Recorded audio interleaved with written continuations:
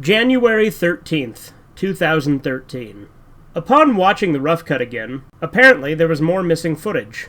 Originally, it ends with Frederick just wearing the face of a murdered child, while Happy rolls around laughing. This time, the scene after that is shown. It has Frederick hanging around in the house, while Happy is heard using a sharp tool in the basement. Happy's model is held close to the camera, and what's odd about this is that the scene is Frederick pretending to talk to Happy. I assume the voice actor would just dub his lines. But even if this was going to be used, it looks and sounds strange. I could not make out a single word Frederick said, because of the terrible quality. Some people in badly made police costumes come into the room and shoot them. Okay, it's nothing special, but I just wanted to make an update for the people who still follow me. January 14th, 2013. Nobody's dead, thank you very much. The people who were arrested have been sent back to their original prison. I'm still lurking. In your house. Outside. Wherever I feel fit. I'll torture you for a long time. And when your brain finally just quits working, I'll be there to see it. And maybe I'll off you. Until this happens, you should be ready for some scarring, my friend. Actually, my other brother wants in on this too. In fact, how about we do a family reunion? All of my brothers and sisters and I killing off a worthless human being like you sounds so natural. Frederick Gorgoat. P.S. Leaving the house is just as dangerous as staying, my longtime friend. January 17th, 2013. Someone broke into my computer and used each one of my accounts to send snuff videos to my friends. I just got done clearing things up with the police. On my computer, there was a text file with the links to all kinds of websites, with a few that were pretty disgusting. One of the websites was called YouTube, but with a 0 for the O and a 3 for the E, which I assume was intended to trick people new to the internet. It was the only one ran by Frederick, and how he made it, I'll never know. I at first just thought it was a website that had videos of the followers murdering people, but I was wrong. The YouTube knockoff had the Happy Appy episodes, except the kid-friendly episodes, behind-the-scenes videos, and just him and his buddies stalking people. The people who registered were absolutely insane. One person had a video of him brutally murdering his ex-girlfriend in the woods, and hiding the body in his friend's basement. Another had an obese Asian man in a ripped-up Wario costume, belly dancing to classical music. I wonder if he's the one who peeled the Banana Brothers. The worst video was a 7-minute-long video of disturbing sights, such as seizure-inducing flashing, people convulsing and screeching, random cuts of children being bullied by larger kids, and an old 1920s cartoon with screaming replacing the real audio. The other videos were ripped from other sites, such as a few random interviews with women, and one with an amputee breakdancing on a mat. What the fuck? On one page, it was absolutely covered in red, but when I highlighted it, it had a few download links. They were all pictures, oddly enough. What was even odder is that they were all photos of Frederick Gorgoat when he was a kid. His face was blacked out, and several symbols were written on the side. The words, "Don't blame me," were written in a circle along the edges of the photo. Oh yeah, and the worst thing is that I've heard that he's trying to bomb Nick with anthrax again, just a few months after he stole their signal. I hope Jim's okay, as he just got a new job there. Post 2. Good news. No, Frederick and/or his followers haven't died or got arrested. My brother just told me that he's definitely coming over sometime soon. I'm not telling you guys exactly when he'll be over, but it'll be in early February. Also, it happens to be his birthday today. He's turning 20. January 18th, 2013. Today I got an email from a local fan saying that my blog was mentioned in one of the front page articles of today's newspaper. Doubting this, I grabbed the local newspaper and flipped to the front page.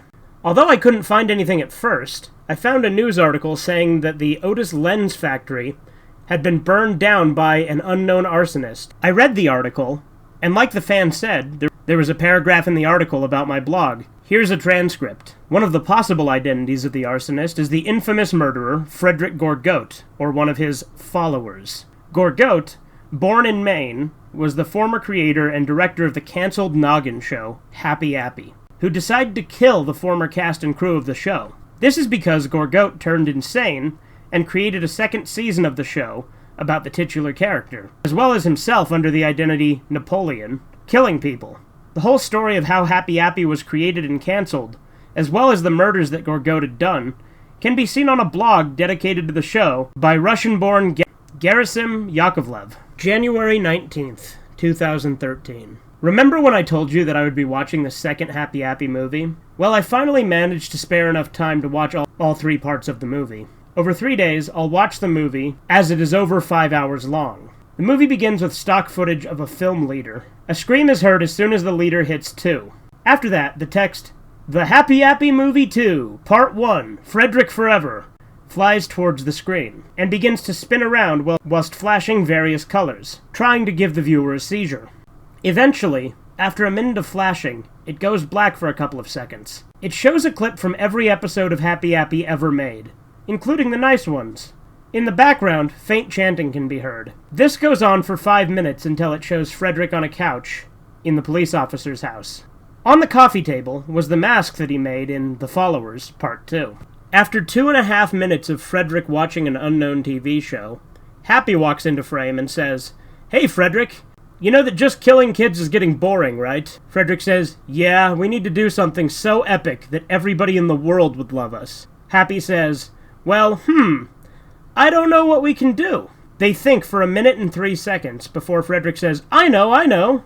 He whispers to Happy, and Happy laughs. It fades out and cuts to a polluted forest, where the Asian in the ripped Wario costume is seen meditating. Frederick walks up to him and slaps his stomach. He wakes up and says, "What is it, leader?" Frederick smiles and says, "Hey, Janto, I want you to kill someone. Just pick some average Joe or Jane from the streets and mutilate him or her. After this, give me the body. I have a plan that will make us world famous." The Asian man laughs and runs away. He is seen hiding in an alleyway between an Italian restaurant and a condemned warehouse when a kid starts to walk along the street for no reason. When no one is looking, the man grabs the child and proceeds to take him into the warehouse. A 4-minute-long snuff scene happens. It was too brutal to go into detail, just like the one in The Followers, Part 2. After this, Frederick is eating dinner when the Asian man comes in with a bloody trash bag.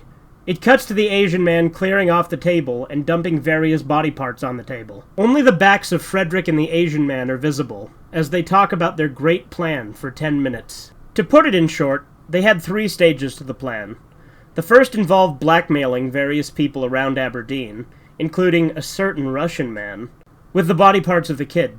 The second step involved going around committing arson by destroying various buildings. The last step involved killing the people that they had blackmailed in step 1. It cuts to an 11-minute montage of Frederick and his followers going around, putting various packages into people's mailboxes. Even though it was very grim, seeing the followers trying to stuff big packages into a small mailbox is hilarious. For example, one follower tears the package while trying to fit it into the mailbox, while another ends up having to tear the letters in the mailbox so that the package can fit. It cuts to a day later, where the pond where Happy drove his van into in Happy's parlor is shown.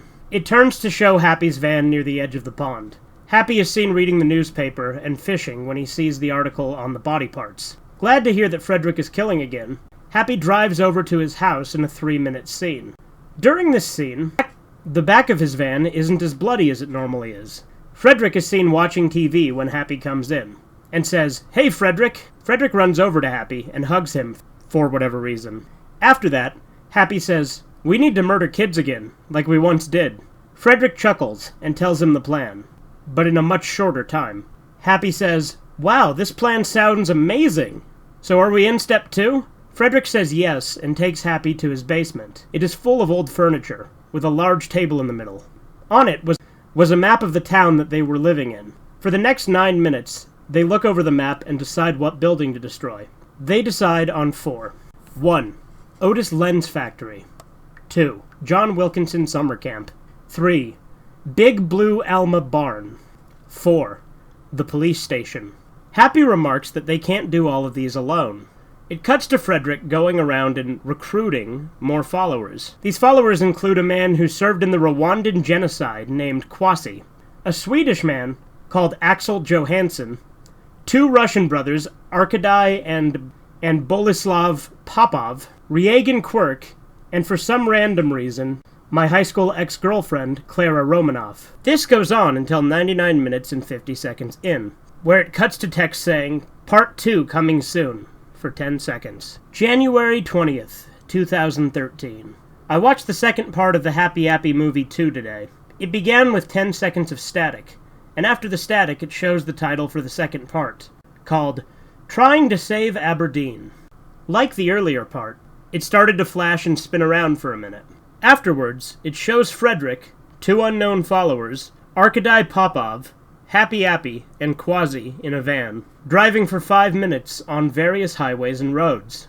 Playing on the radio was an electric guitar rendition of the main theme. Finally, they reach their destination, which is the Otis Lens factory. Frederick says, "Well, let's go ahead and destroy this place. We do want to make Aberdeen a safer place, no?"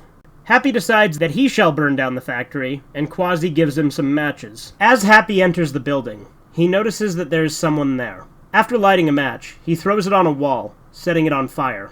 All of a sudden, an unknown shape knocks over Happy. Happy says, "What was that about?" And the unknown shape says, "This is revenge!" As the fire grows, the light reveals a real orange on a stick, with eyes and a mouth carved in. It had ears and a nose, which were actually from a Mr. Potato Head.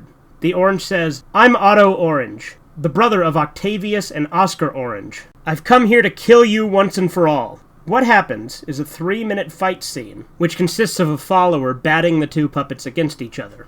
During the fight, the fire grows, making parts of the roof collapse. Finally, Otto Orange knocks Happy out, and Happy's puppet is seen with bruises. Otto picks up a glass shard, and right before he kills Happy, Frederick runs over to the blazing factory, screaming at him. Frederick tackles the orange to the ground and stomps on him, crushing the orange for Otto's head.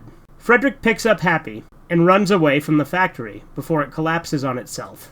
After that, it cuts to a still shot of the factory, collapsing as the 6 men drive away in the van. This goes on for 1.5 minutes before it cuts to black. The rest of the part was the 6 going around to the 3 other locations and destroying them by either explosives or fire. It was actually really boring, since there's no one stopping Happy or the others from destroying the buildings. As it went on, I saw a lot of inconsistencies. For one, each follower has an alternating amount of blood on the clothes. Also, Happy keeps switching from the giant hand puppet to the smaller handheld claymation puppet.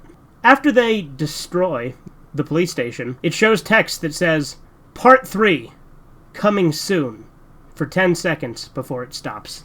January 21st, 2013. I barely managed to watch the 3rd and last part of the Happy Appy 2 movie. Unfortunately, I'm not feeling well, so I'm going to have to offer a somewhat quick description of the 3rd part. Like usual, it shows the title, which is called The Satisfying Killer, flying up on the screen and trying to give the viewer a seizure for a random amount of minutes. This time, the seizure part took up nearly a quarter of the running time of the video.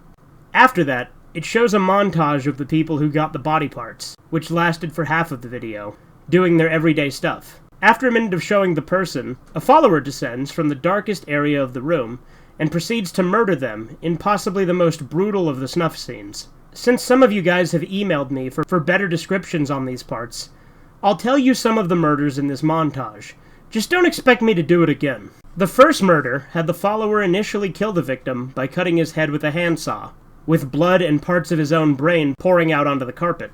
After the victim dies, the follower starts ripping off various body parts with the handsaw as well. Another murder had a follower shoot the victim at point-blank range with a large revolver. You can see the head wound in grotesque detail, with the damaged brain clearly visible. A murder near the end of the montage shows the follower light the victim on fire, who tries to put the fire out. She eventually dies, and you can see the body burn for the rest of the scene. Almost jokingly, the follower proceeds to put marshmallows over the woman's body. Oddly enough, I wasn't included in the montage until the next scene after that, which could be the most pathetic attack done by the followers. It showed quote-unquote me quite clearly wearing drag from behind. Eventually, a lot of the followers storm into the room and rip the man apart like they were a bunch of zombies. After this, the last quarter of the video shows the followers and Happy Appy having a party because they killed everyone that they hated. This scene, to be honest, was somewhat funny. Janto and the dwarf follower, who was sitting on his lap, managed to break a chair just by sitting on it. Ryugen was trying to breakdance while drunk. 2 followers, one towering, one bony, were trying to make each other laugh by gurning, and Frederick was biting on balloons and exaggerating the effect of being blown back from a balloon pop. The credits show every crewman who worked on the episode, as well as the victims for Part 3. For some reason, I think that Forensic Rises / The Followers and the second Happy Appy movie were reversed in order. While the Happy Appy movie is about well, the Followers fucking up shit. Forensic Rises and the Followers Parts 1 and 2 is more like a movie, with a less boring plot. I wouldn't be surprised if this was a mistake on the Followers' part. If I ever make an episode order, I'll mention this. January 24th, 2013. I'm happy, but I'm not at the same time. Things seem to be returning to normal in my life, but I just have a feeling that if I relax for a split second, Frederick and those motherfuckers will probably kill me. However, things are turning out to be quite nice. Jim told me that he is the writer for a new Nickelodeon show, which I'm not sure of the name. My brother also said that he's coming over sometime in the first 3 days of February. I'm dreading this, honestly. He's immature, and I don't think it's good to have my brother come over with all of this follower shit going around. But it's too late now. I'll relax for now, but I'll also keep an eye out, for I haven't seen any of the followers in a while. Anyways, the next post on this blog will be on the day he comes back.